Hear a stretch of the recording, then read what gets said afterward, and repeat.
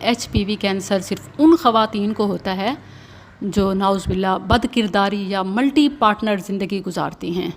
تو پہلی بات، یہ صرف بد کرداری سے نہیں پھیلتا۔ میڈیکل ریسرچ کے مطابق ایچ پی وی وائرس کے پھیلنے کے کئی اسباب ہوتے ہیں، صرف یہی سبب نہیں ہے۔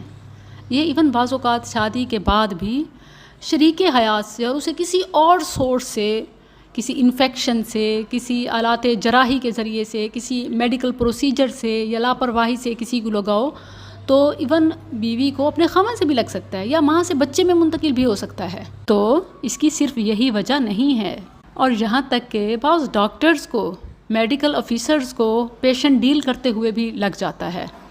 تو ایون لیڈی ڈاکٹرز بھی ہوتی ہیں، انہیں پیشنٹ سے لگ سکتا ہے۔ تو صرف یہی نہیں کہ جو سیکشل ریلیشن میں کسی کے ساتھ ہوگا ناجائز اور اس کو اس پرسن سے لگ سکتا ہے، صرف یہی بات نہیں ہے۔ سروائیکل کینسر صرف ملٹی سیکشل لائف کا نتیجہ نہیں، بلکہ اس کی مختلف وجوہات ہو سکتی ہیں۔